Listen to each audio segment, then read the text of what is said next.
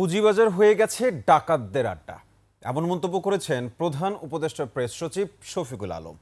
সিএমজেএফ টক অনুষ্ঠানে শফিকুল আলম জানালেন, বন্দর দিয়ে দেয়া নয়, বরং সংস্কারের আওতায় টার্মিনালগুলোকে বিদেশি প্রতিষ্ঠান দিয়ে পরিচালনা করাতে চায় অন্তর্বর্তী সরকার।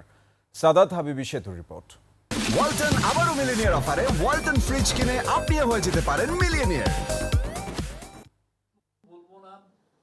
পুঁজিবাজার নিয়ে কাজ করা সাংবাদিকদের সংগঠন ক্যাপিটাল মার্কেট জার্নালিস্ট ফোরাম আয়োজিত সিএমজেএফ টক অনুষ্ঠানে যোগ দেন প্রধান উপদেষ্টার প্রেস সচিব শফিকুল আলম। রোববার সকালে এই আয়োজনে উঠে আসে পুঁজিবাজার আর চট্টগ্রামের বন্দর ইস্যু। চিটাংপুরকে কাউকে দিচ্ছি না, চিটাংপুরের টার্মিনাল যাতে তারা ইনভেস্ট করেন, ম্যানেজ করেন। সোফার আমরা তাদের কাছ থেকে অ্যাসুরেন্স পেয়েছি যে তারা $3 বিলিয়ন মতো ইনভেস্ট করবে। পোর্টের এফিসিয়েন্সি অন্য মাত্রায় নিতে হবে।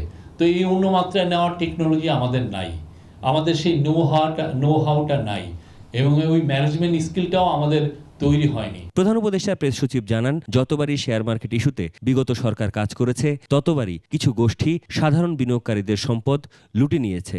আর অন্তর্বর্তী সরকার 8 মাসে অনিয়মের জন্য 1000 কোটি টাকার বেশি জরিমানা করেছে।